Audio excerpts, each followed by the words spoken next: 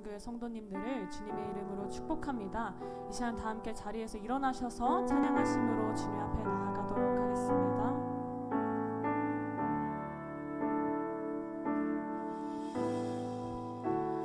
주를 위한 이곳에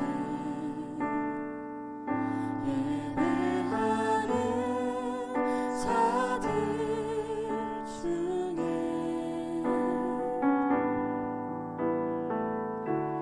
그가 찾는 이 없어 주님께서 슬퍼하시네.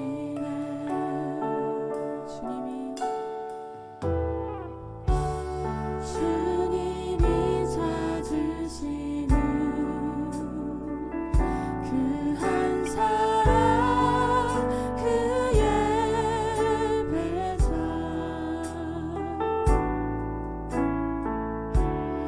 내가 그 사람 되길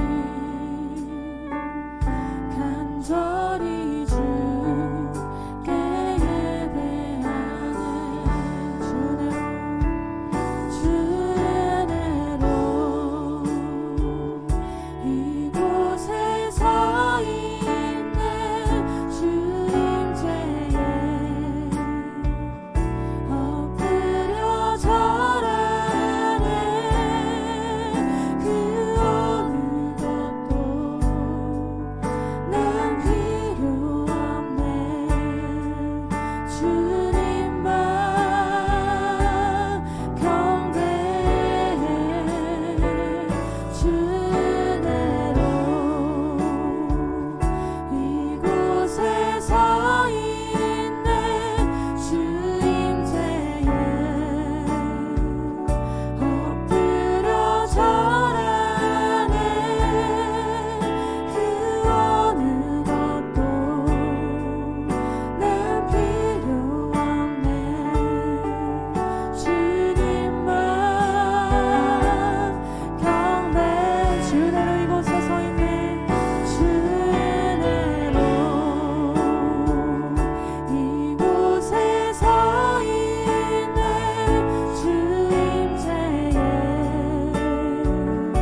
엎드려 절하네. 그 어느 것도 난 필요 없네.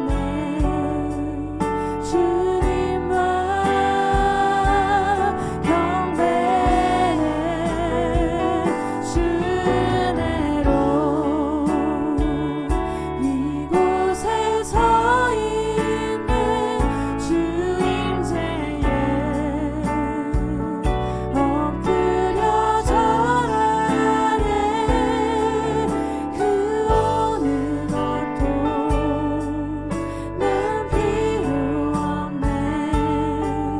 주님만. 이 시간도 주님의 은혜만을 고백함으로 나아갑니다. 주 은혜로 이곳에 서 있는 주 은혜로 이곳에 서 있네. 주님께에 엎드려 절하네. 그 어느 것도 난 필요 없네. 주님만 경배해. 주 은혜로 이곳에 서 있네. 주님께에 엎드려 절하네. 그 어느 것도 난 필요 없네. 주님만 경배해. 살아계신 하나님 아버지, 이 시간 우리의 삶 가운데 하나님께서 주시고 허락하신 그 수많은 그 하나님의 은혜만을 기억하며 나아갑니다. 이 시간 그 하나님의 은혜에 반응함으로 하나님께 온전히 진정한 예배를 드릴 수 있는 우리들의 마음이 될 수 있도록 주 아버지, 우리의 예배를 받아주시옵고 이 자리 가운데 임재하여 주시옵소서. 온전히 하나님만을 높이며 그 무엇보다도 하나님만을 사랑함으로 나아갈 수 있는 그런 예배의 자리 되기를 간절히 소망함으로 이 모든 말씀 우리 주 예수 그리스도 이름으로 기도드리며 나아갑니다. 아멘. 이상하게 박수 치심으로 우리 그 주님 하나님만을 고백하며 나아가길 간절히 소망합니다. 살아계신 주님, 우리의 찬양 받으시기에 합당하신 그 주님만을 높이며 나아갑니다. 주 하나님, 주 하나님, 독생자 예수 날 위하여 오시었네. 내 모든 죄 다 사하시고 죽음에서 부활하신, 우리 다시 한번 믿음으로 주 하나님 독생자, 주 하나님 독생자 예수 날 위하여 오시었네. 내 모든 죄, 내 모든 죄 다 사하시고 죽음에서 부활하신 나 이곳에 우리 살아계신 그 주님만을 높입니다. 살아계신 주 나의 참된 소망 걱정 근심 전혀 없네. 사랑의 주를 발길 인도하. 자, 우리의 삶을 고백함으로 우리 2절 찬양하며 나아갑니다. 주 안에서, 주 안에서 거듭난 생명 도우시는 주의 사랑 참 기쁨과 확신 가지고 예수님의 도우심을 믿으며 살리. 살아계신 주님, 살아계신 주 나의 참된 소망 걱정 근심 전혀 없네. 사랑의 주를 발길 인도하니. 자, 살아계신 그 주님만을 온전히 고백함으로 나아갑니다. 살아계신 주님, 살아계신 주 나의 참된 소망 걱정 근심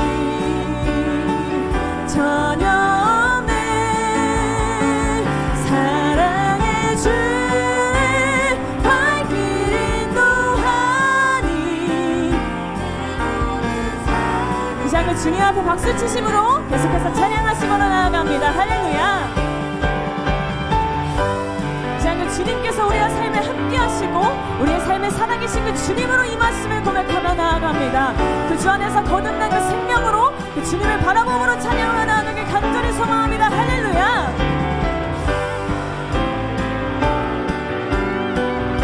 우리의 삶이 끝날 그날까지 온전히 그 주님만을 바라보며 살아가길 소망하심으로 우리 3절 고백하며 나아갑니다.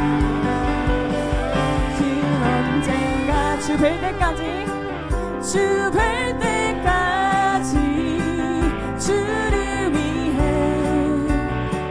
싸우리라. 승리의 길 멀고 험해도 주님께서 나의 앞길. 우리 한 번 더 믿음으로 고백하시면서 그 언젠가 주 뵐 때까지, 주 뵐 때까지 주를 위해 싸우리라. 승리의 길 멀. 우리 함께 하시는 그 주님 바라보시면서 주님께서 나의 앞길 지켜주시리. 살아계신 주, 살아계신 주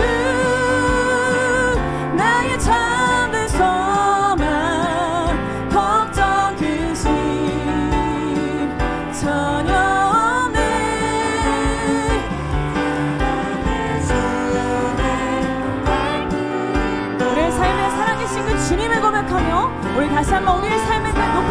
나아가시기 합당하신 주님 예배하며 나아갑니다. 살아계신 주님, 살아계신 주 나의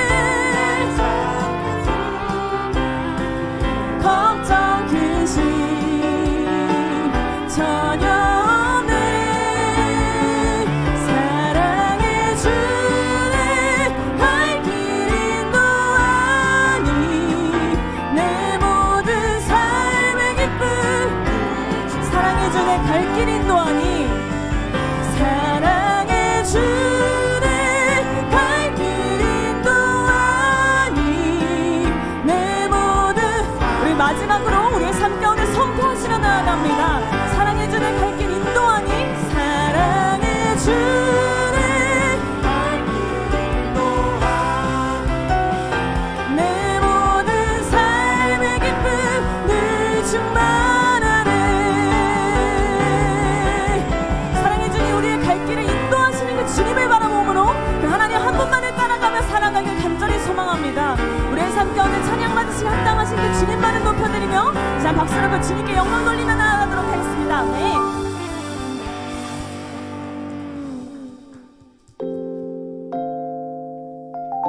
우리 계속해서 찬양으로 나아갈 때 변치 않는 그 사랑의 주님을 고백하며 나아갑니다. 변치 않는 주님의 사랑과 거룩한 보혈의 공로를 우리 다 찬양을 합시다. 주님 우리 한 번 더 고백하시면서 변치 않는 주님의 사랑과 거룩한 보혈의 공로를 우리 다 찬양을 합시다. 주님을 만나본 예수는 우리를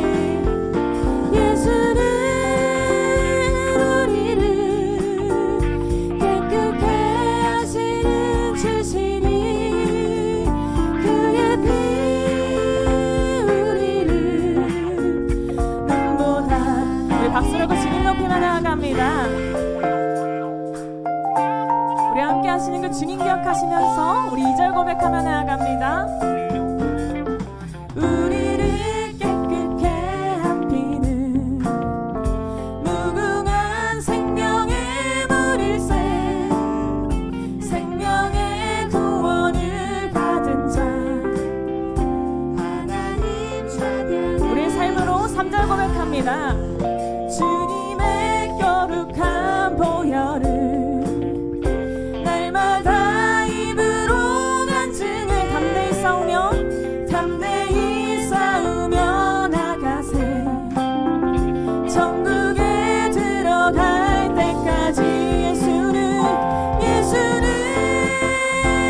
우리를 깨끗게 하시는 주시니 그의 피 우리를 눈보다 더 우리 다시 한번 예수 그리스도 찬양하며 예수는 우리를 깨끗게 하시는 주시니 그의 피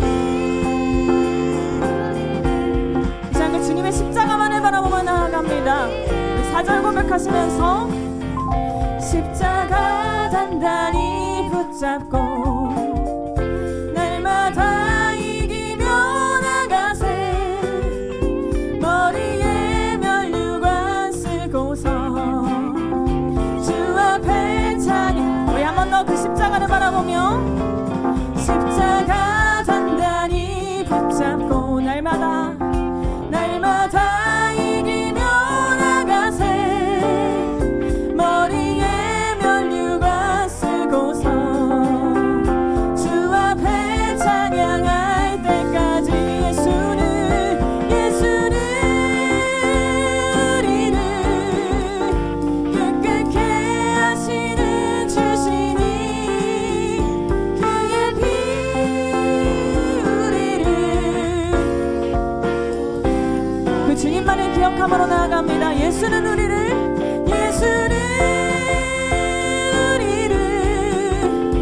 깨끗게 하시는 주시니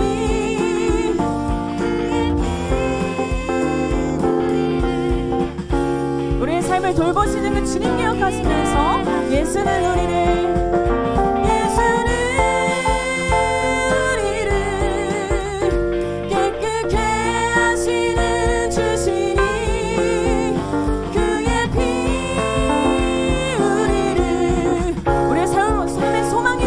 마지막으로 고백하며 나아갑니다. 예수는 우리를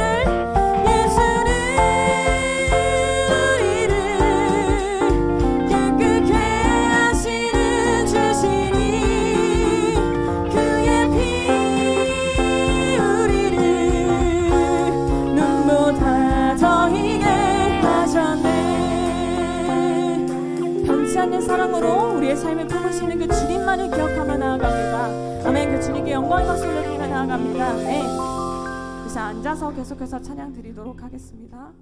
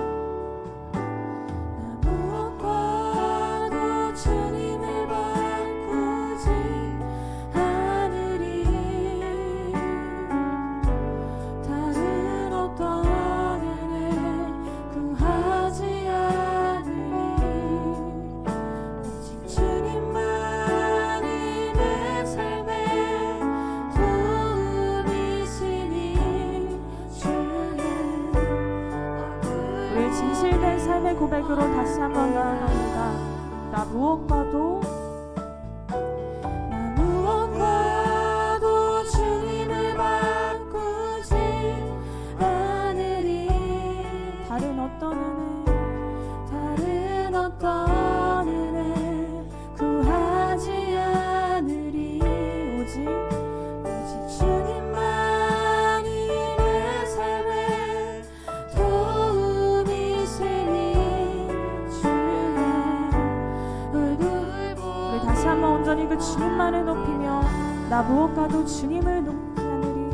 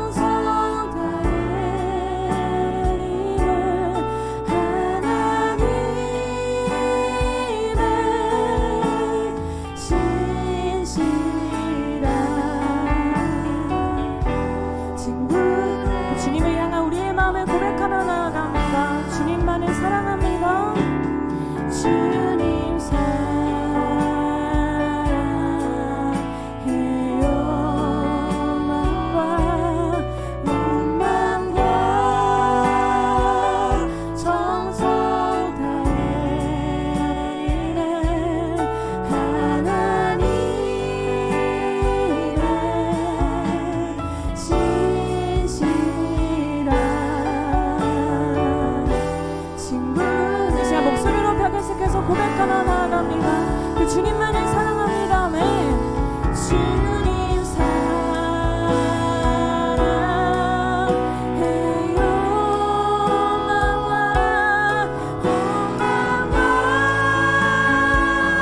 정성 다해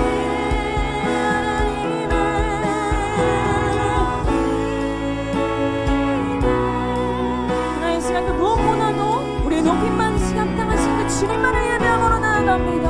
그 주님만을 사랑함으로 나아갑니다. 하나님 그 무엇과도 바꿀 수 없는 그 주님만을 예배하며 주님 사랑해요.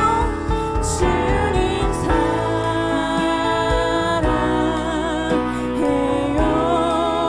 만과 홍남과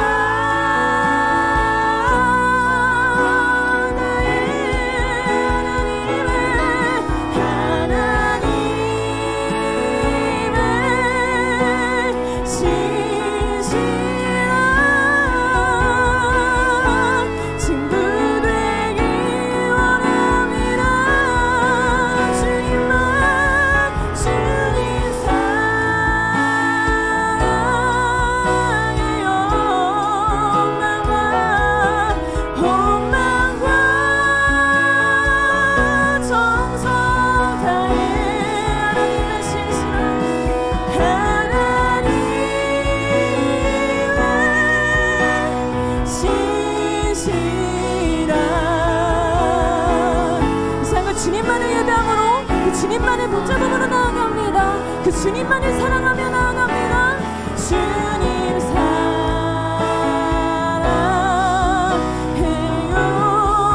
마음과 온마음과 정성 다해 하나님의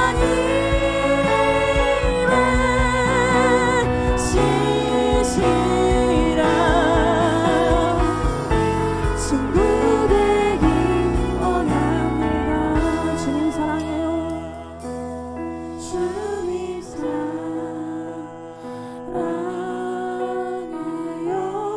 주님 사랑해요.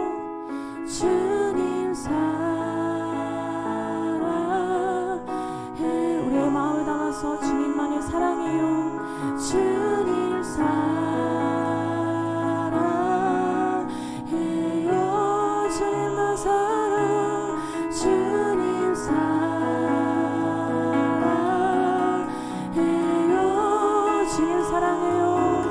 주님 사랑해요.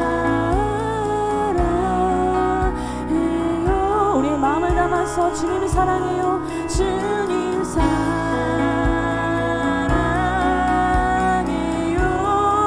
주님만 주님 사랑. 하나님 온전히 그 주님만을 사랑함으로 나아가길 소망합니다.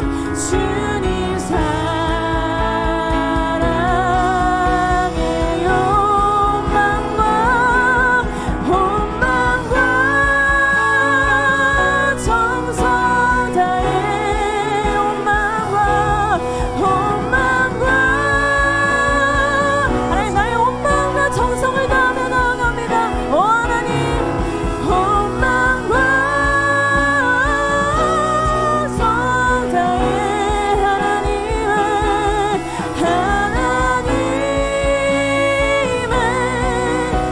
신실한 친구 되길 원합니다. 하나님의 신실한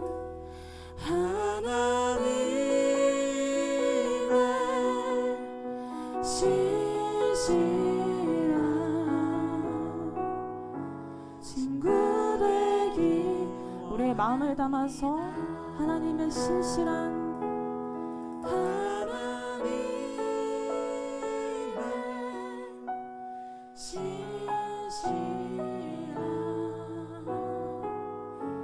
친구 되길 원합니다. 하나님 이 시간 우리의 마음을 주님 앞에 드리며 나아갑니다. 하나님 이 세상의 모든 것을 우리에게 허락하시고 죄 많은 우리를 위해서 이 땅을 지으시고 우리를 사랑한다고 고백하시는 그 주님, 이 세상의 어떤 만물보다도 보시기에 좋았더라고 우리를 향하여 말씀하시는 변치 않는 하나님의 사랑을 기억합니다. 살아계신 주님, 이 시간 우리에게 하나님의 은혜를 주신 것을 기억함으로 이제는 우리가 그 하나님의 은혜에 반응할 수 있도록 주님 붙들어 주시옵소서. 세상의 다른 것들을 붙잡지 않는 믿음을 허락하시옵고, 다른 것들과 그 주님을 비교하며 선택하지 아니하고 오로지 무엇보다도 주님을 선택하고자 하는 주님을 향한, 주님만을 위한 믿음의 고백이 있기를 소망합니다. 하나님의 신실한 친구가 되어서 하나님이 사용하시기에 정말로 좋은 일꾼이 되어서 주님과 항상 동행할 수 있는 삶을 살 수 있도록 이 시간 우리에게 그러한 굳건한 믿음을 허락하여 주시옵소서. 우리의 삶 가운데 주님을 바라보지 못했던 부분들이 있다면 내려놓게 하여 주시옵고, 이 세상의 모든 만물을 지으신 이가 누구인지를 기억할 수 있는 믿음을 허락하시옵소서. 하나님의 은혜를 기억할 수 있도록 주님 붙들어 주시옵소서. 하나님의 은혜에 반응할 수 있는 믿음을 허락하여 주옵소서. 하나님을 선택하고자 하는 믿음의 결단을 이끌어 주시고, 하나님 온전히 주님을 사랑하는 고백으로 나아갈 수 있도록 주여 아버지 안에 우리의 믿음 가운데 함께하여 달라고 이 시간도 주님 바라보시며 기도하심으로 나아가도록 하겠습니다. 오 아버지 하나님 인도하시옵소서. 예수님 아버지 온전히 그 주님만을 선택하며 나아갈 수 있는 믿음을 허락하시옵소서. 하나님 세상에 그 다른 것이 아니라 그 주님만을 예배함으로 나아갑니다. 하나님의 무엇보다도 바꿀 수 없는 그 주님을 붙들며 나아갑니다. 하나님 우리의 삶 가운데 동행하시는 하나님의 은혜만을 기억함으로 나아갈 수 있도록 하나님의 은혜에 반응하는 믿음을 허락하시옵소서. 하나님을 향한 믿음의 결단을 허락하시옵소서. 오 아버지 하나님 온전히 그 주님을 예배함으로 나아갑니다. 오 아버지 하나님 그 주님만을 높이며 나아갑니다. 예수님 아버지 붙들어 주옵소서. 예수님 아버지 함께 하시옵소서. 오 아버지 하나님 붙들어 주옵소서. 예수님 아버지 붙들어 주옵소서. 예 주님. 만유의 주제이신 하나님 아버지, 이 땅 위에 임재하시는 주님의 영광을 경배합니다.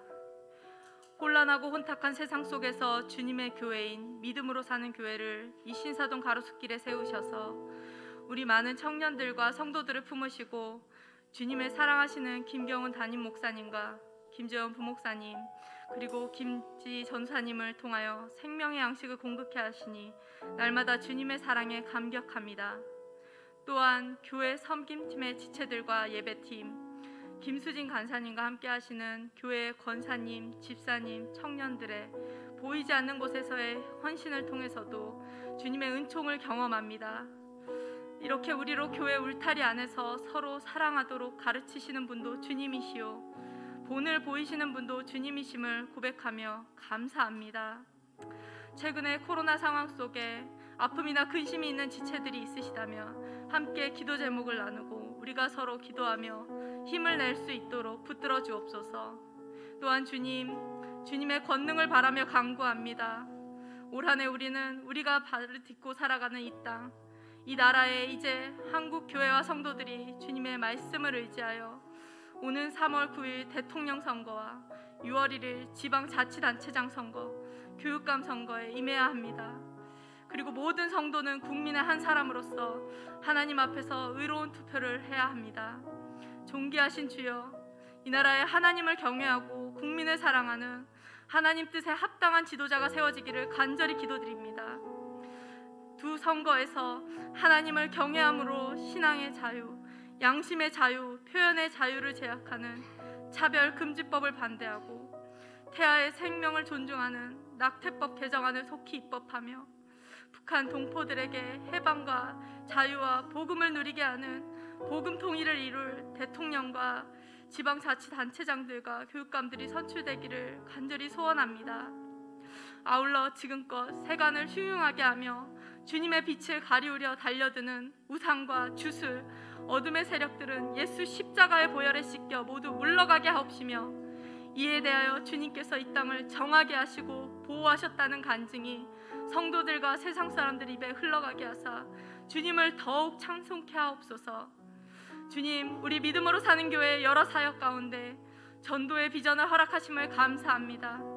우리 성도들 주님께 받은 은혜가 깊어 예수님의 명령 따라 각자의 가족을 위하여, 이웃을 위하여, 특별히 전도 대상자를 위하여 기도하는 중에 있사오니 각각의 전도 대상자를 위해 기도하며 만나 복음을 전하고 전도하는 모든 과정에서 깨닫는 어려운 문제들과 기도 제목들을 주님께서 받아주시고 이러한 전도를 꾸준히 실천하여 이 지역 사회에도 복음의 물결이 출렁이게 하는 부흥의 교회 되기를 갈망합니다.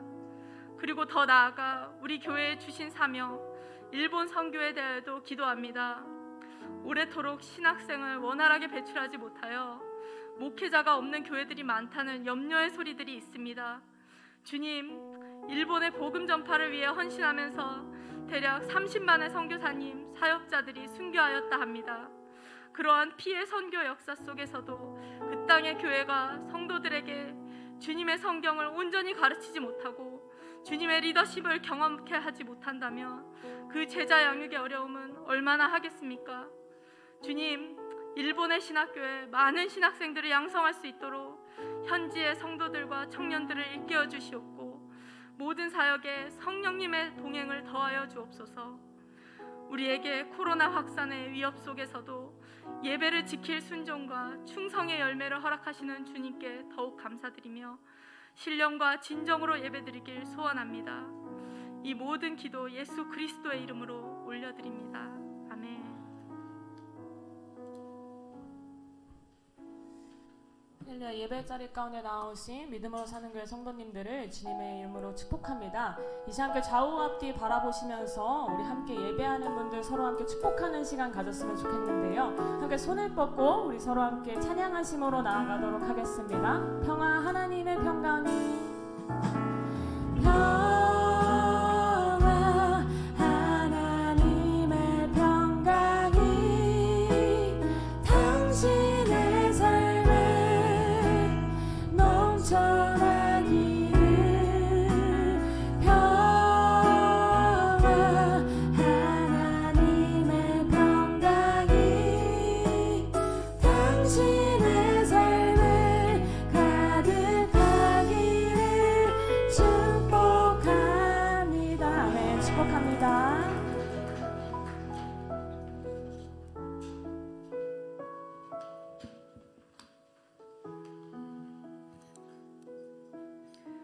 오늘 우리에게 주신 하나님의 말씀은 창세기 2장 15절에서 17절 말씀입니다.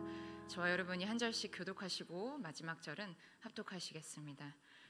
여호와 하나님이 그 사람을 이끌어 에덴 동산에 두어 그것을 경작하며 지키게 하시고 여호와 하나님이 그 사람에게 명하여 이르시되 동산 각종 나무의 열매는 내가 임의로 먹되 함께 있겠습니다. 선악을 알게 하는 나무의 열매는 먹지 말라. 내가 먹는 날에는 반드시 죽으리라 하시니라. 아멘. 네, 이 시간에는 오늘부터 새로 부임하시게 될 우리 믿음으로 사는 교회 전도사님을 한 분을 소개드리려고 합니다. 큰 박수로 환영 부탁드립니다.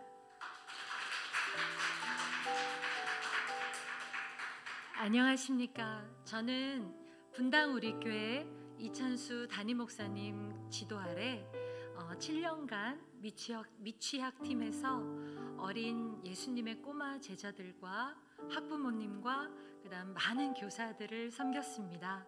그러던 중에 이제 진짜 믿음으로 좀 살아보고 싶은 마음이 사역자인데도 나도 찐 믿음으로 살아보고 싶다라고 생각할 때 하나님께서 저에게 믿음으로 사는 교회를 보여주셨고 또 믿음으로 사는 교회에 너무나 면접을 보고 싶어서 왔는데 또 다행히 감사하게 하나님의 그 부르심을 김경훈 담임 목사님 통해서 또 김경훈 담임 목사님에게 하나님이 주신 그 목회 비전과 그 마인드가 너무나 저의 마음을 감동을 해주셨는데요. 특별히 담임 목사님을 향한 하나님께서 내가 사람 보내줄게 라고 말씀하실 때 그 사람들 중에 한 사람이 나이겠구나 라는 마음이 너무나 크게 감동이 되었고요. 그리고 또 많은 시간 가운데 저에게 또 많은 고민이 있었지만 그래도 이렇게 오늘 부임하게 되니까 믿음으로 사는 교회 이 귀하신 성도님 한 분 한 분을 이렇게 바라보니까요, 제가 가슴이 너무나 울컥하고 또 여러분과 만남의 축복으로 하나님께서 저를 인도해 주셨구나. 정말 형통의 복으로 함께 주의 일을 믿음으로 끝까지 살아내는 우리 믿음으로 사는 교회의 교역자 되겠습니다. 너무나 감사합니다. 불러주셔서.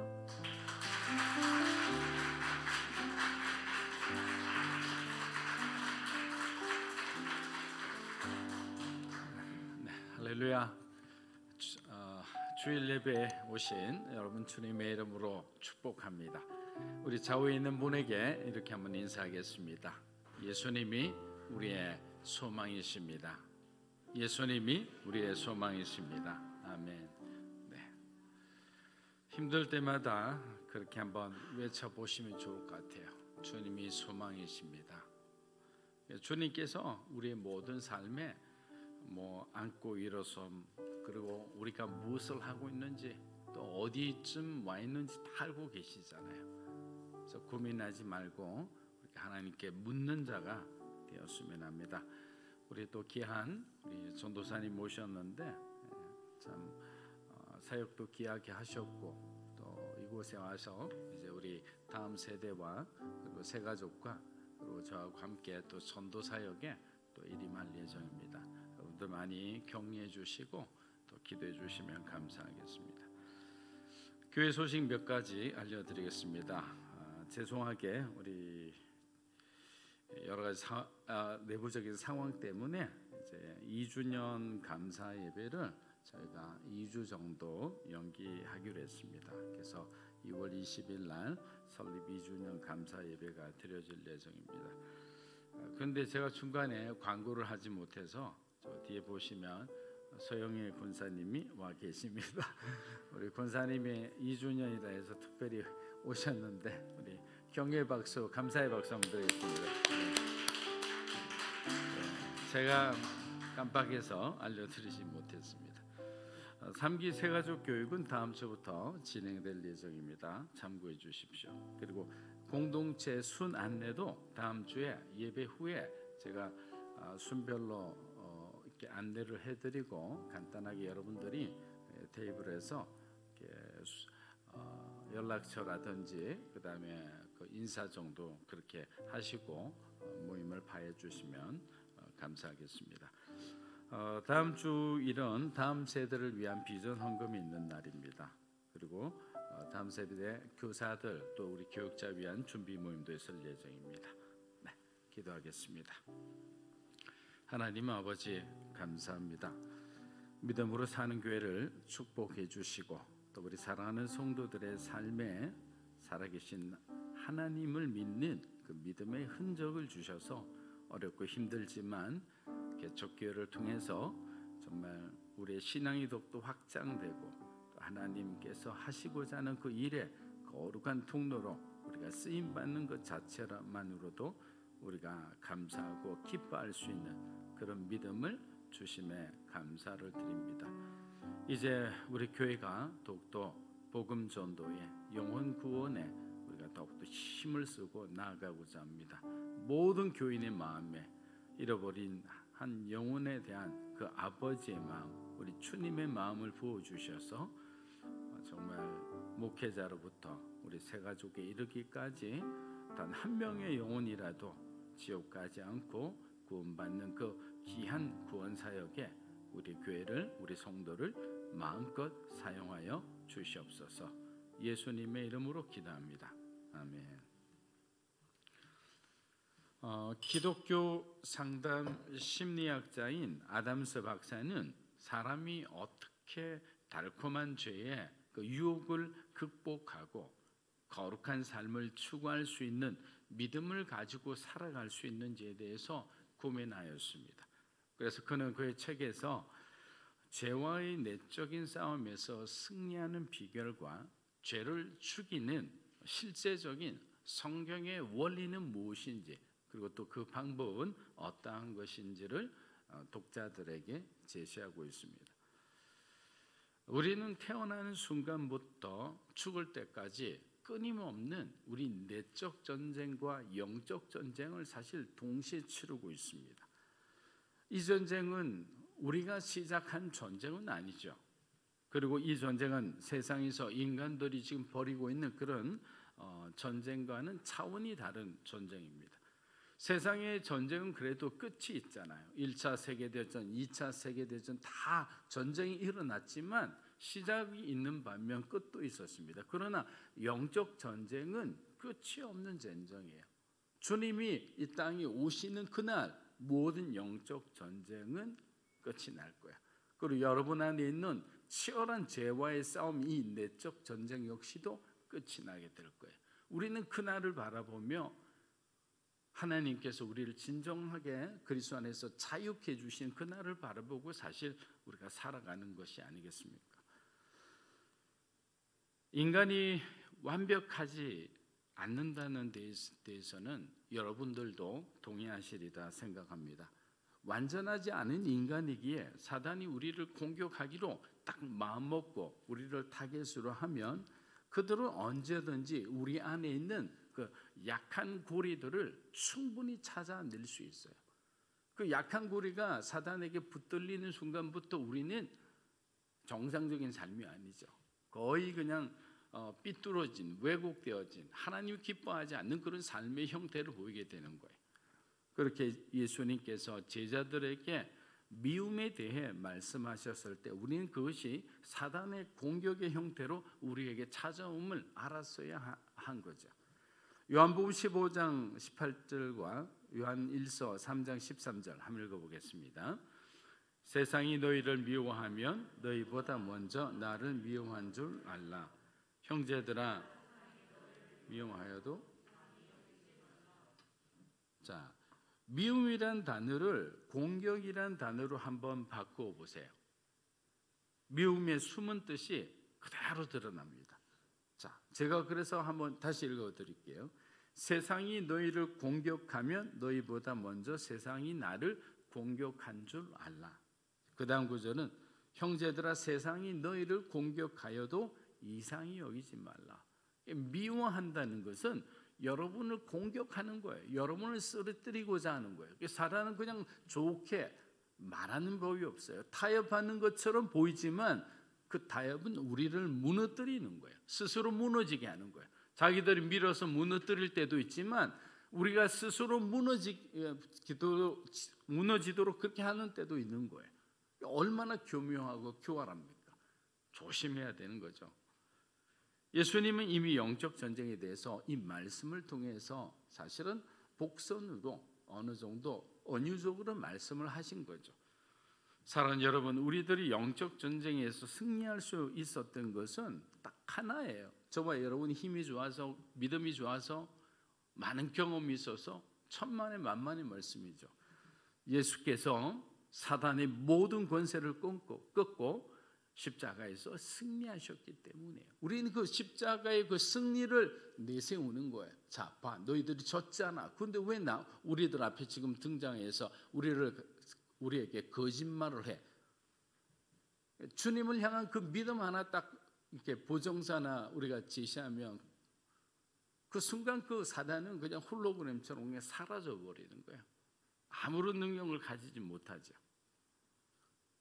그 승리의 주님이 보내주신 성령 하나님이 우리하고 지금 함께하고 계시기에 우리는 더 이상 죄와의 싸움을 두려워할 필요가 없다는 거죠. 그렇다면 과연 이 전쟁은 어떻게 시작되었을까요? 누가 먼저 이 지긋지긋한 영적 전쟁을 시작했을까요? 창세기 2장 우리 15절 17절 한번 읽어보겠습니다.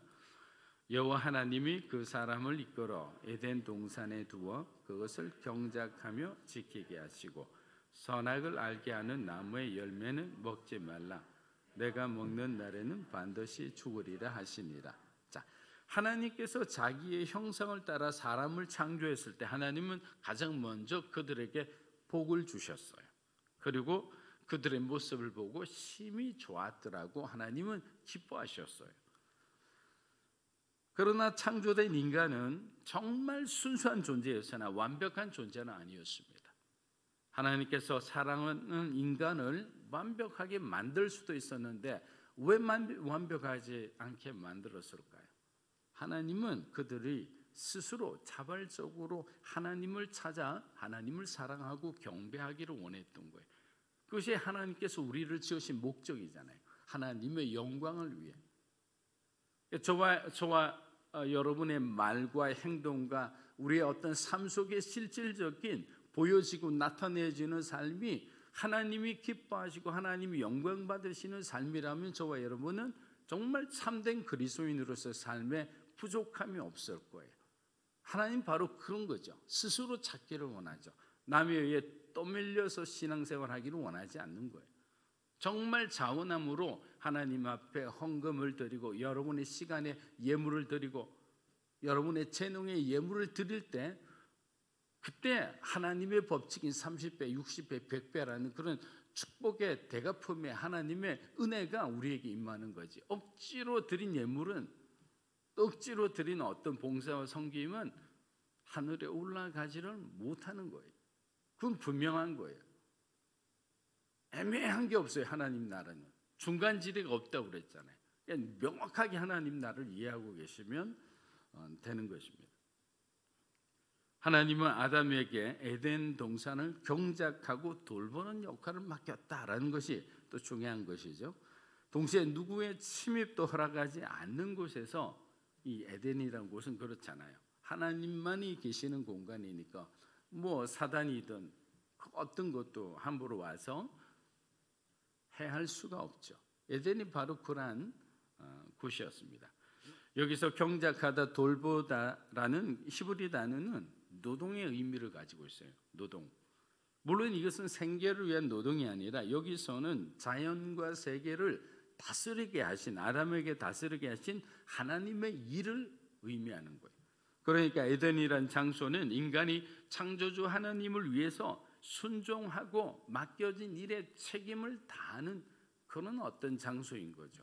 근데 만일 순종과 책임을 다하지 못할 때는 어쩌면 죽음을 각오해야 할지도 모릅니다. 왜냐하면 바로 동산 중앙에 서 있는 선악과라는 나무가 하나님과 인간의 그 사이와 경계를 나타내는 유일한 나무인 거죠. 그 나무를 하나님이 딱 세워놓으신 거예요. 끝까지 순종하거나 끝까지 책임을 다하지 않고 그 나무에 대해서 우리가 탐하기 시작하는 순간부터 우리의 인생은, 그들의 삶은 이제 위험 속으로 들어가는 거죠. 그런데 어리석게도 하와가 뱀에게 쏘가 그 열매를 따먹고 아담에게 주자 그도 그 열매를 먹고 맙니다. 먹는 순간 눈이 밝아져 자신들이 하나님처럼 될 거라고 생각했지만 실상은 어떻게 됩니까? 자신의 그 부끄러움이 드러나면서 엄청난 수치감을 느끼게 된 거예요. 달콤한 유혹의 대가는 너무나 치명적이었습니다. 그런데 여기서 한 가지 우리가 명심해야 할 것은 아담과 하와의 믿음의 차이입니다. 하와는 사실 직접 하나님으로부터 2장에 오늘 우리가 읽었던 이 본문의 말씀을 듣지 못했어요. 하나님이 선악과를 먹지 말라고 하신 현장에는 아담만 있었어요. 아담은 자신이 직접 들었기에 하나님 말씀하시는 그 톤의 그 무게가 그것이 무엇을 뜻하는지를 아마 그는 영적으로 알았을 거예요. 그리고 그 말씀 이후에 창조된 그의 배필인 하와에게 하나님이 당부하신 것을 몇 번이나 정확하게 알려주었을 겁니다. 여러분 직접 예수님의 사역에 동참했던 그 12 제자들과 이 제자들을 통해 복음을 들어 예수를 믿게 된 그 두 사람의 그 믿음의 차이는 있을까요? 없을까요? 당연히 있을 거예요. 예수님을 직접 만나서 동행해서 3년간의 공생애를 살았던 사람은 처음에 그들은 우리와 같은 그런 연약한 믿음이었어요. 다른 것을 생각하는 사람들이었어요. 그런데 예수님이 부활 성천하신 후 그들에게 성령이 임한 다음 그들은 사도의 반열에 오른 사람들입니다. 이처럼 소명을 하나님부터 여러분들이 받아서 정말 기도 가운데 하나님과 영적으로 교제하며 그렇게 사명을 받아 살아가는 사람과 늘 우리의 진로와 우리의 미래에 대해서 몰라서 이쪽 저쪽으로 기웃거리면서 남의 은혜로 살아가는 사람들도 분명 있다는 거예요. 여러분, 뱀은 아주 교활한 존재입니다. 어떤 면에서는 영적 전쟁의 도 같았죠. 그는 아담에게 직접적으로 부딪혀서는 불가능하다고 생각했기에 아담보다 약한 하와를 공격한 거죠. 이처럼 사단은 아담과 하와의 믿음의 차이, 경험의 차이를 이용하는 겁니다. 여러분, 이것은 창조 시대에서만 일어나는 일이 아니에요. 지금도 사단은요 여러분의 가정과 여러분의 교회와 그리고 어떤 공동체 가운데 가장 믿음이 약한 사람을 먼저 공격해서 그 믿음의 차이, 경험의 차이를 이용해서 그 사람을 통해 먼저 시험에 들게 하고 그 사람이 공동체와 그 가정에 어려움을 주는 사람으로 사람은 지금도 사용하고 있는 거예요. 그래서 여러분의 가정 중에서도 가장 약한 자를 위해서 기도해야 되고요. 공동체 안에서도 가장 약한 자를 내버려둬서는 안 돼요. 기도해야 그 사람이 문제를 일으키지 않죠. 사단의 도구가 되어버리면 어떻게 됩니까? 미워하기 전에 안타까워해야죠. 그게 현실인 거예요. 사랑하는 여인이 계속 반복해서 권하자 완전하지 않았던 아담도 그 유혹에 결국 넘어가고 맙니다. 한 유명한 신학자는 아담의 실족을 하나님보다 하와를 바라본 남자라고 비꼬기도 했습니다. 여러분, 여기에 굉장히 중요한 의미가 들어있죠. 하나님보다 하와를 바라본 남자, 자식, 하나님보다 자식을 바라본 여자, 엄마, 하나님보다 권력을 바라본 남자. 여러분, 거기에다가 수많은 것을 대입할 수 있을 거예요. 여러분은 어떠십니까? 하나님보다 더 소중하게 바라보는 그 모든 것은 우리가 잘 알고 있듯이 그것은 우상이라는 거예요. 우리가 우상을 바라보는 순간부터 아담과 하와가 실족한 것처럼, 타락한 것처럼 충분히 우리는 타락할 수 있는 존재라는 거예요. 여러분, 우리가 더 뛰어난 존재입니까? 아담이 더 뛰어나게 만들었습니까? 아담이지요. 아담은 하나님과 소통하는 사람이었어요. 심지어 아담에게 하나님께서는 이 세상에 어떤 짐승들이나 모든 것을 다스릴 수 있는 권세조차도 주신 거예요. 그 권위를 가진 사람이었잖아요. 그런 사람도 속아서 넘어가는 거예요. 그러니까 우리는 항상 경계해야 되죠. 에덴의 평화는 깨어지고 하나님의 걸작품은 돌이킬 수 없는 내상을 입어 에덴에서 쫓겨나 그들은 육체의 죽음을 맞이하게 됩니다. 여러분, 만일 여러분의 자녀가 누구한테 심하게 두들겨 맞고 왔을 때 그것을 가만히 두고 보는 부모는 거의 없을 거예요. 왜 맞았는지, 누구의 잘못이 큰지 아이를 데리고 와서 때린 아이에게 물어볼 거예요. 하나님은 아담과 하와를 속여 선악과를 먹게 한 뱀을 그냥 두지 않았어요. 하나님은 바로 이 어둠의 세력들을 향해 먼저 선전포고를 하십니다. 창세기 3장 15절입니다. 내가 너로 여자와 원수가 되게 하고 내 후손도 여자의 후손 원수가 되게 하리니 여자의 후손은 내 머리를 상하게 할 것이요 너는 그의 발꿈치를 상하게 할 것이니라 하시고. 자, 여러분, 창세기 15장은 그냥 머릿속에 그냥 여러분들이 외우시면 좋을 것 같아요. 내용 자체가 외워지지 않으면 창세기 15장은 원시 복음이다. 신약에서 예수님이 전한 것은 또 예수님의 복음이라 말하지만 이거는 원시 복음이라는 거예요. 자, 여기서 나오는 여자의 후손은 예수 그리스도를 의미합니다. 가리키는 거예요. 그 여자의 후손이 어떻게 하겠느냐? 궁극적으로 이 사단의 머리를 깨뜨려 버림으로 모든 영적 전쟁은 그리스도의 완벽한 승리로 끝나게 될 것이라는 것을 창세기 3장 15절이 이미 예언을 하고 있는 거예요. 그래서 우리는 이 3장 15절을 원시 복음이다라고 이야기하는 거예요. 이는 하나님께서 에덴의 죄를 확실히 그리고 끝까지 사단에게 물으시겠다는 거죠. 사랑하는 여러분, 우리는 주님이 오실 날까지 사단과의 영적 싸움을 계속 할 수밖에 없습니다. 아담스 박사는 이 내적 싸움, 이 영적 싸움을 모든 사람이 겪어야 할 죄의 유혹이다라고 정의한 거예요. 우리가 싸우는 것은 뭐냐? 죄의 유혹이 오기 때문에 우리가 내적으로 갈등을 일으킨 거예요. 이것을 어떻게 해야 좋은 건지. 그냥 정욕이 드글드글 거리니까, 탐욕이 드글드글 거리니까 이것을 통제하지 못하는 거죠. 예전에 볼 때는 그것에 대해서 조금 더 내 마음에 흔들림이 없었는데 어느 순간 내 마음이 갑자기 그것으로 쏠리기 시작한다면 저와 여러분은 하나님을 바라보고 있지 않죠. 다른 무엇인가가 내 마음속에 이미 들어와서 이미 많은 작용을 하고 있는 거예요. 여러분의 생각과 여러분의 마음은 이미 굉장히 많은 어떤 그 공격을 받은 상태라는 거예요. 그런데도 그대로 내버려 두고 있다는 정말 더 위험한 어떤 일을 당하게 되죠. 멈춰야 됩니다. 예전에 웨스트민스터 교회에 그 담임 목사를 하셔서 온일교회에 오신 적이 있는데 그 목사님 성함이 갑자기 생각이 안 났는데 그 목사님이 목기사관학교 때 그 말씀을 이 죄에 대한 말씀을 하면서 조용히 이렇게 집중하고 있는데 한마디로 하셨어요. 스탑! 여러분 한 번도 안 놀라시네요. 그때 멍하니 듣고 있다가 갑자기 얼마나 놀랐는지 그러면서 왜 그렇게 하셨는지 이야기해 주셨어요. 죄는 이렇게 끊어내야 된다고. 강하고 단호하게 즉시로 끊어내야 되는 것이 바로 죄라고 얘기를 하는 거예요. 그렇다면 우리들이 가장 빠지기 쉬운 달콤한 유혹은 무엇일까요? 많죠.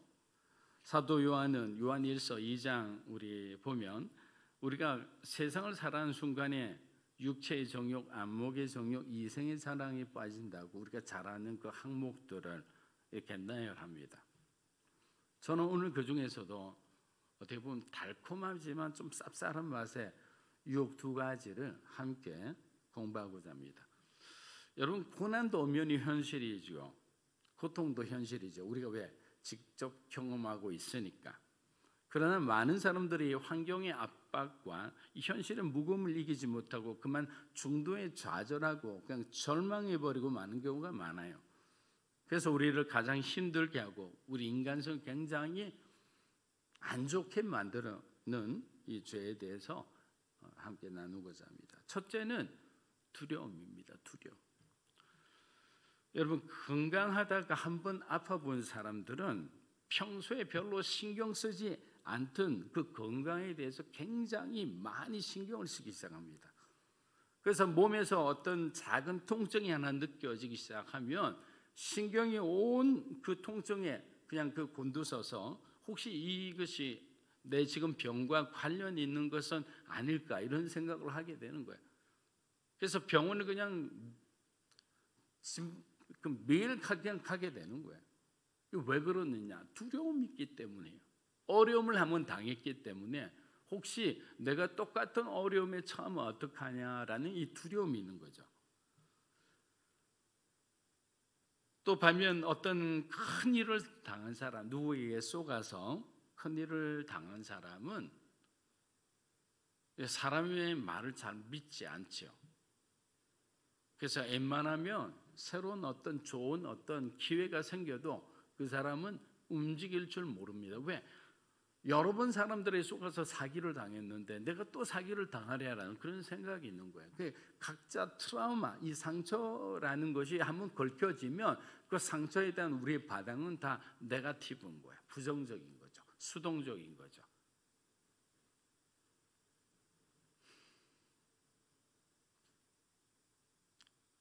이것은 두려움이 그 사람의 의식을 지배하고 있다는 그런 어떤 하나의 현상이죠.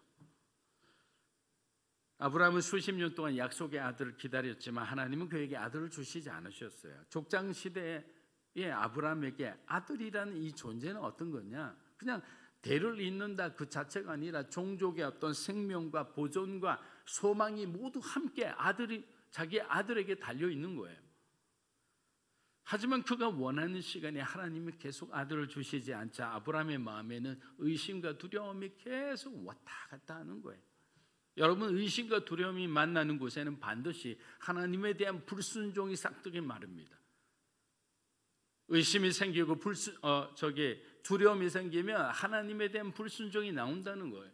그래서 의심을 여러분들이 거둬내야 되고요. 두려워하지 말고 하나님을 두려워해야 되는 거예요. 그는 처음에 자기 종 엘리에셀을 후계자로 삼겠다고 했지만 보기 좋게 하나님께 거절당합니다. 두 번째는 결국 자기가 사고를 쳐서 이스마엘을 낳고 맙니다. 그러나 이스마엘이 얼마나 이 아브라함과 사라의 가정에 큰 아픔과 시련이 되었는지는 우린 창세기를 이미 공부해서 이미 잘 알고 있습니다. 그리고 지금도 마찬가지잖아요. 이삭의 후손과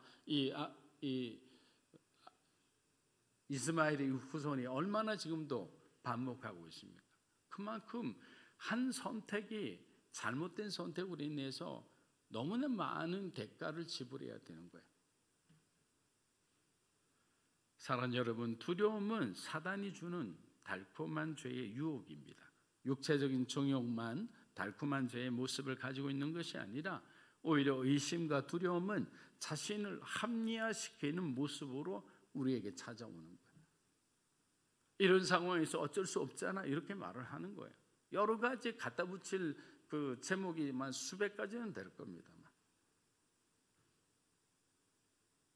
그렇기 때문에 두려움이야말로 우리가 싸워 이겨야 할 영적 전쟁의 대상인 거예요.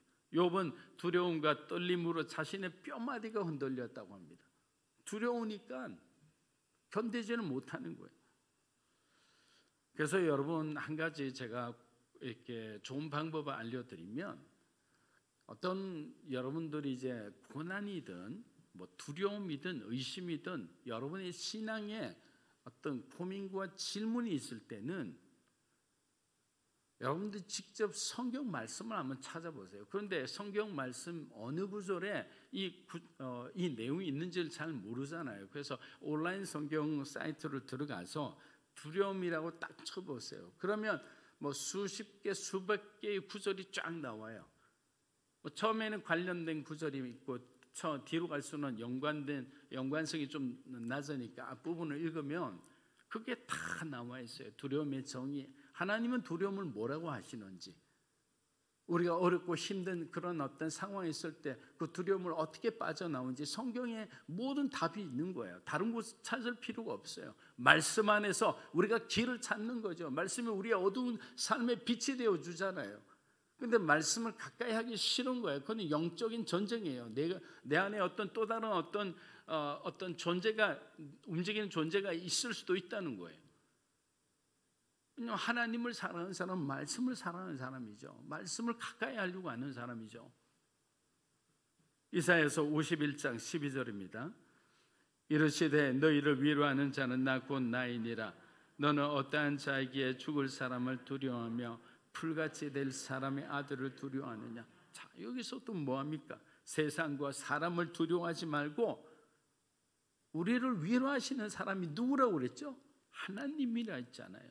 세상은 절대로 위로하지 않습니다.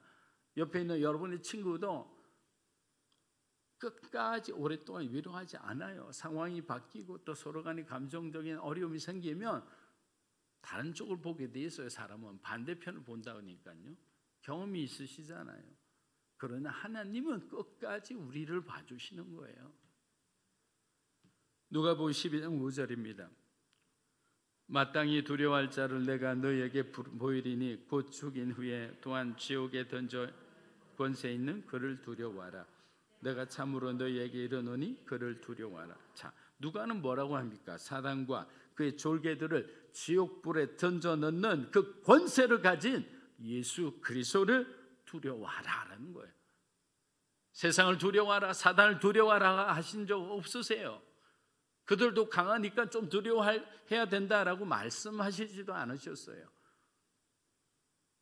마지막 요한일서 4장 18절 한번 읽어보겠습니다. 사랑 안에 두려움이 없고 온전한 사랑이 두려움을 내쫓나니 두려움에는 형벌이 있습니다. 두려워하는 자는 사랑 안에서 온전히 이루지 못하였느니라. 자, 우리가 잘 아는 명구절이잖아요. 마음속에 두려움이 있으면 하나님의 일이 성사되지 않는다, 이루어지지 않는다. 여러분이 품고 있던 그 꿈들이 여러분의 삶에 펼쳐지지 않는다라는 거예요. 그럼에도 불구하고 우리는 의심하고 두려워해요. 자꾸만 두 마음을 가지고 하나님 앞에 나아가려고 하니까 되는 일이 없죠. 하나님은 그러나 기다려주세요. 여러분들이 온전한 마음으로 하나님을 바라볼 때까지. 사람은 지칠 때가 있어요. 그냥 이 녀석 빨리 돌아왔으면 좋겠는데 지금 뭘 하나, 괜히 좀 찝쩍거려 볼까 이런 생각도 있지만 하나님은 여러분을 끝까지 기다려 주시는 분이.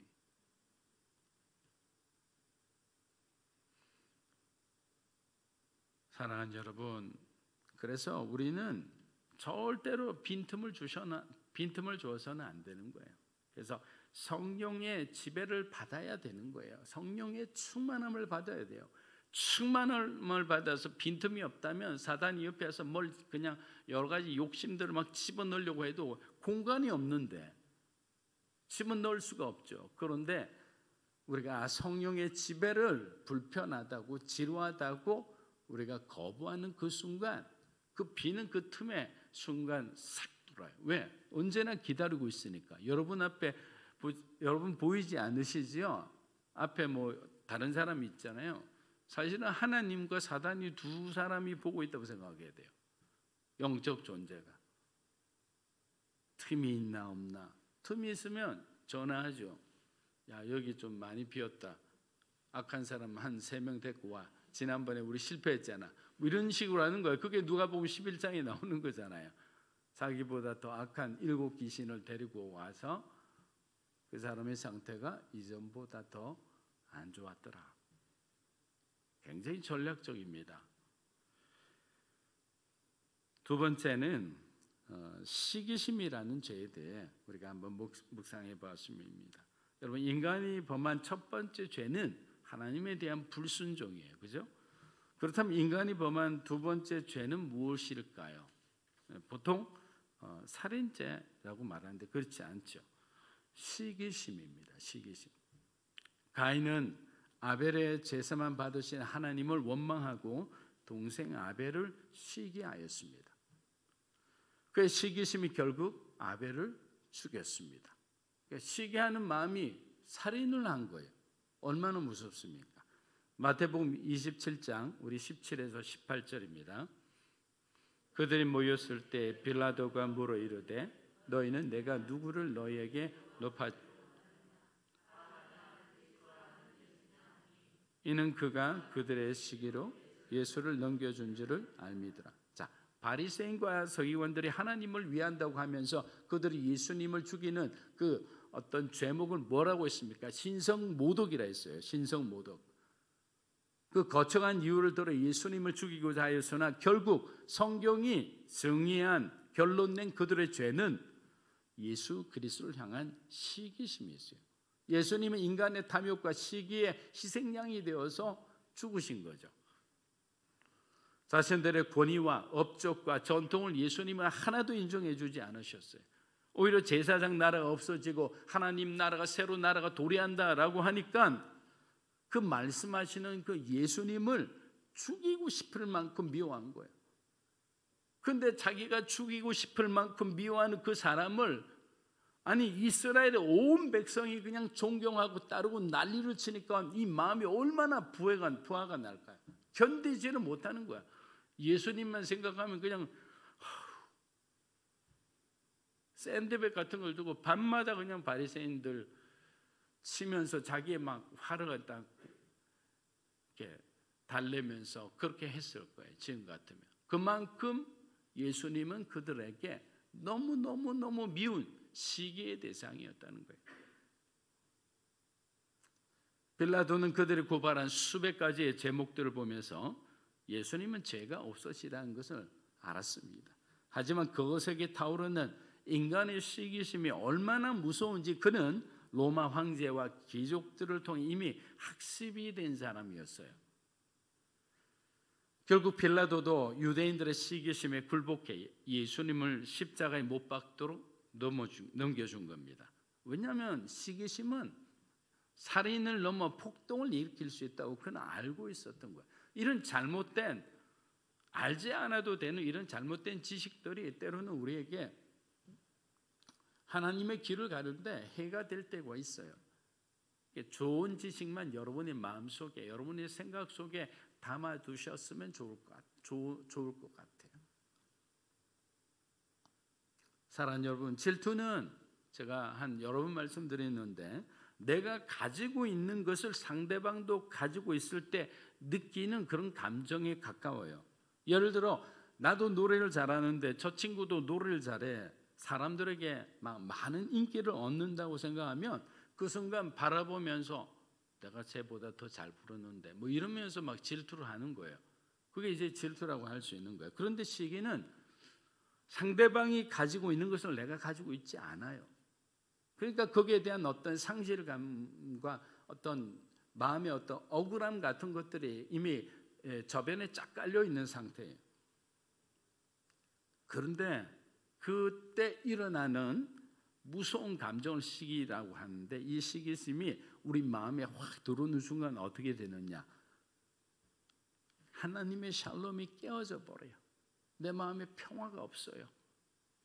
그렇게 고요하고 그렇게 안정적이던 그 사람의 마음이 정적인 감정에 머물러 있지 못하고 막 급한 어떤 분노에 어떤 역동적인 어떤 그런 어떤 감정으로 바뀌어서 마치 서양이 만든 좀비가 아니라 한국인이 만든 좀비처럼 그 대상을 향해 확 달려가는 거예요.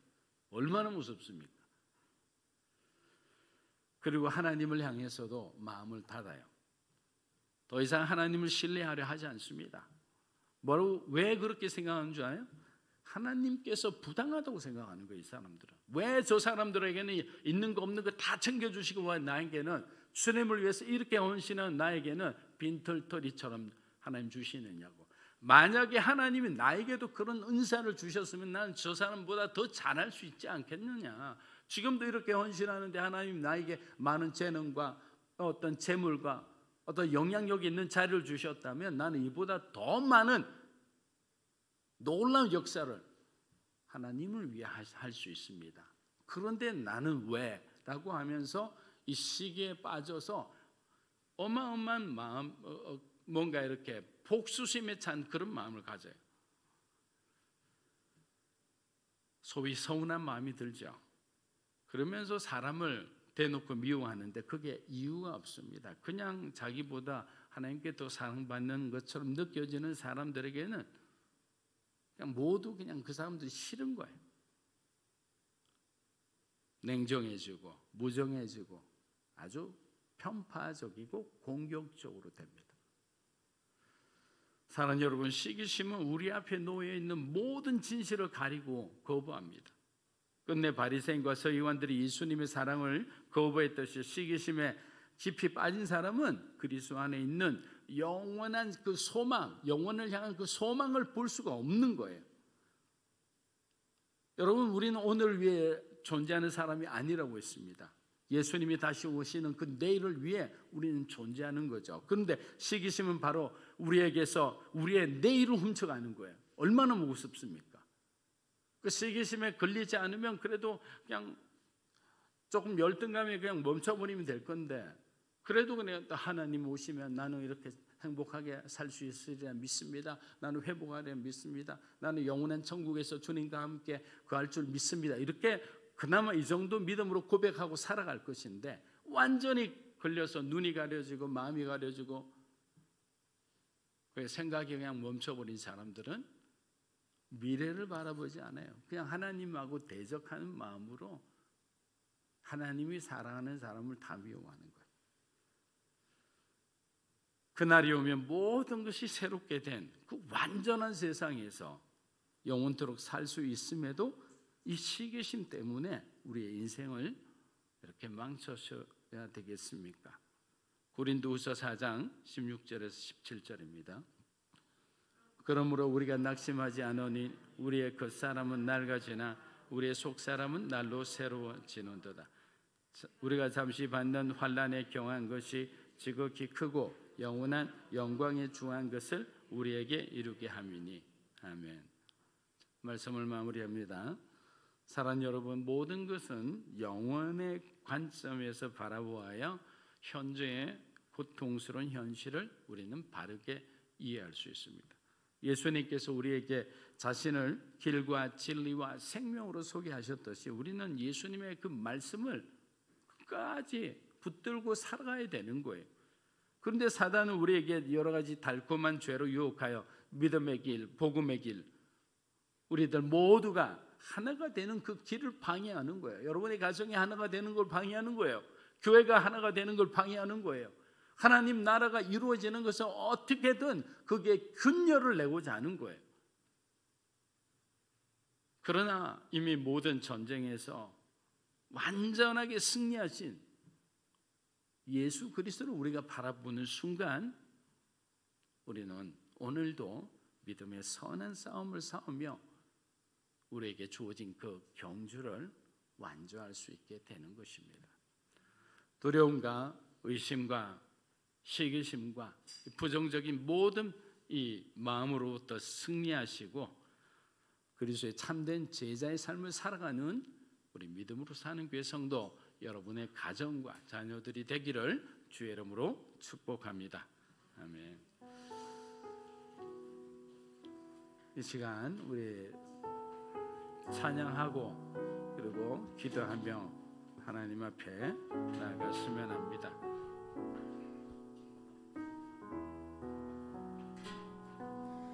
내 아버지 그 품 안에서 내 영혼은 안전합니다. 주 손길로 내 삶을 안으시니 그 건강이 나를 덮습니다. 나비로 넘어지며 흔들리지만 주 안에 거하며 나를 붙드시니 내 생각을 주께로 돌리고 주시는 평강의 옷을 입습니다. 주 약속 안에서 내 영혼 평안해 그 뜻보다 크신 주님의 계획 나실래 두려움 다 내려놓고 주님만 의지해 주 안에서 내 영혼 안전합니다. 주 약속 안에서 주 약속 안에서 내 영혼 평안해 내 뜻보다 크신 주님의 계획 나실래 두려움 다 내려놓고 주님만 의지해 주 안에서 내 영혼 안전합니다.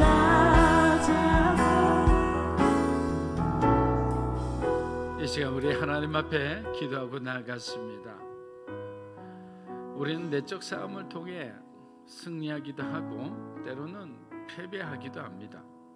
근데 가만히 들여다보면 내부의 적은 바로 유혹에 약한 우리 자신이었습니다. 성령의 소욕은 우리를 전면에 내세우고 싸우려 하는 이 마귀의 소욕과 전쟁하는 거예요. 하나님, 우리 안에 있는 이 죄의 유혹을 사랑하는 마음을 깨끗이 씻어 주시옵소서. 우리 안에 들어온 세상의 가치와 이 욕망의 찌꺼기들을 완전히 제거하여 주시옵고 이제는 더 이상 두려워하지 않고 의심하지도 않는 참된 믿음의 삶을 살아가는 우리 가정이 되게, 우리 자녀가 되게, 우리 교회가 되게 축복하여 주시옵소서. 우리의 성품을 만져주시고 우리 자녀의 성품을 만져주시어 다른 사람을 질투하거나 시기하는 일이 없게 하여 주시고 우리의 가정과 교회가 온전히 그리스도 안에서 하나가 되는 놀라운 은혜를 베풀어 주시옵소서. 우리 함께 기도합니다.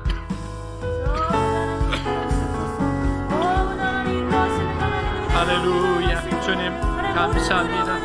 이름으로 살아가는 우리 성도 한 사람 한 사람 하나님 기억하여 주십니다. 무엇이 참된 삶, 하나님을 두려워하는 마음, 이 세상을 두려워하는 마음을 우리가 이겨내게 도와주시옵소서. 하나님을 바라보고 살기를 원합니다. 하나님을 의지하며 살기를 예수 그리스도께서 승리하신 그 승리의 깃발을 우리가 붙들고 나아가기 원합니다. 어렵고 힘든 사람들에게 하나님 진정한 위로와 소망을 줄 수 있는 그런 그리스도인이 되게 도와주시옵소서. 이제는 더 이상 두려워하지 의심하지도 않는 그런 믿음의 삶을 살아가는 가정인에게 축복하여 주시옵소서. 우리의 약한 성품을 만져주시고 다른 사람을 질투하거나 시기하는 마음이 없게 하시고 정말 우리 가족이 우리 자녀들이 하나님을 경외하는 우리 자녀들이 되게 도와주시옵소서. 이 시간 그들의 삶을 하나님이 주장하여 주시옵소서. 할렐루야, 할렐루야, 할렐루야. 주님이 승리하시옵소서. 예수님이 승리하시옵소서. 할렐루야. 담대한 믿음을 허락하시옵소서.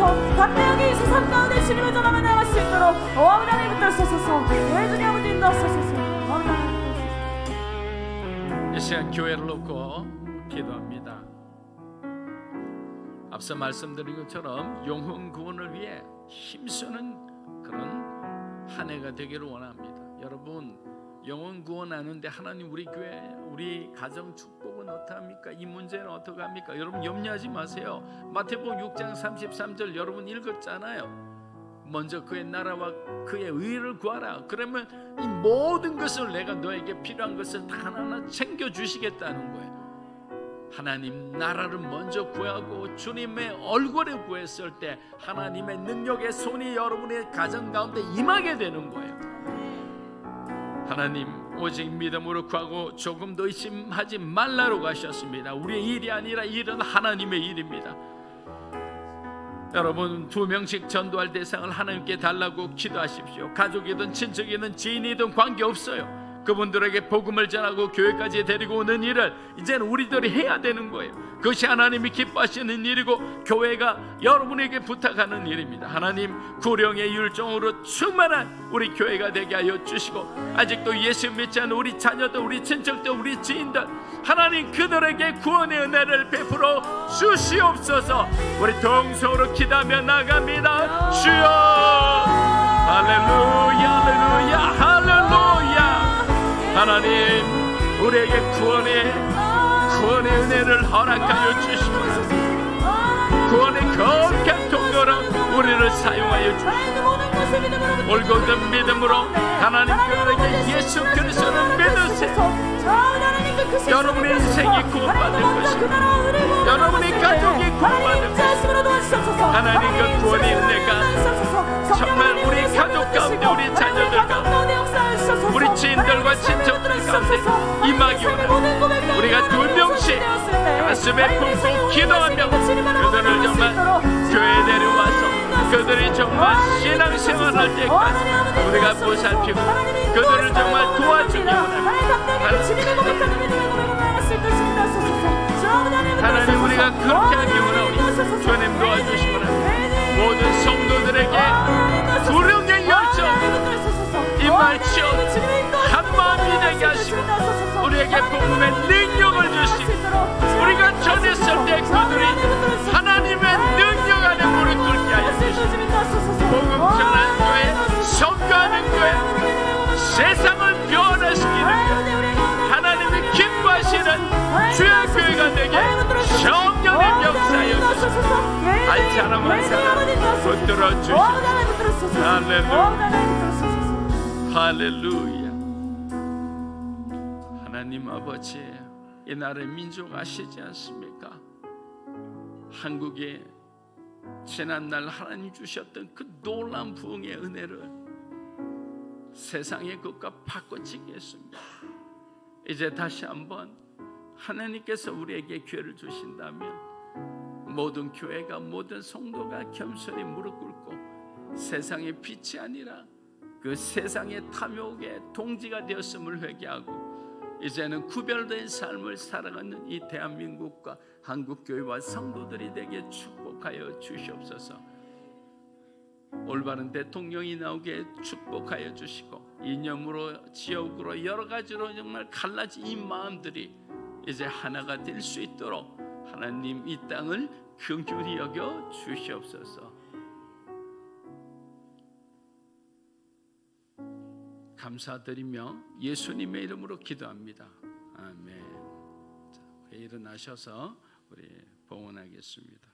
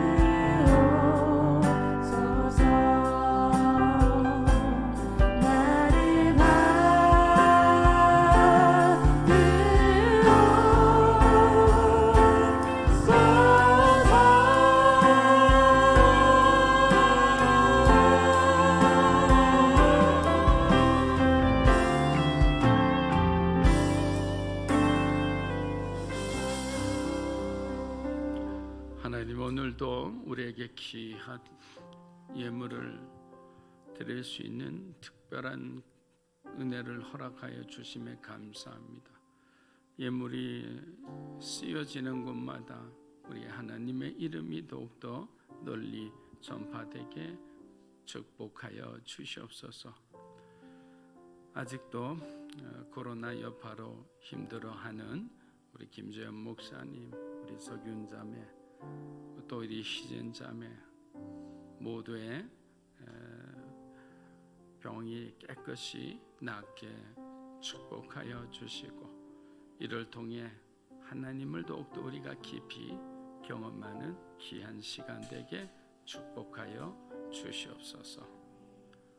이제는 우리 주 예수 그리스도의 은혜와 하나님 아버지의 크고 놀라우신 사랑과 성령님의 감화 감동 교통하심의 역사가 두려움과 의심과 우리 안에 있는 모든 시기와 질투를 벗어버리고 오직 하나님 한 분만을 바라보며 그리스도 안에 있는 그 영원의 소망을 향해 가기를 원하는 사랑하는 믿음으로 사는 교회 성도 한 분 한 분의 삶과 가정과 우리 자녀들 위해, 영상으로 예배드리는 주님의 귀한 동역자들 위해, 이 나라의 민족과 한국 교회와 우리 선교사님들과 일본에 계신 우리 많은 무목교회 우리 성도들 위해 이제로부터 영원토록 함께 하시기를 간절히 축원하옵나이다.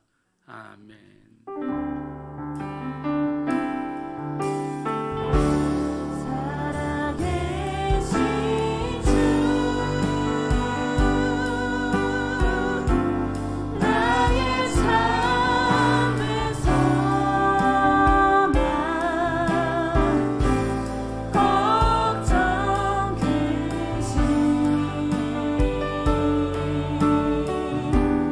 전혀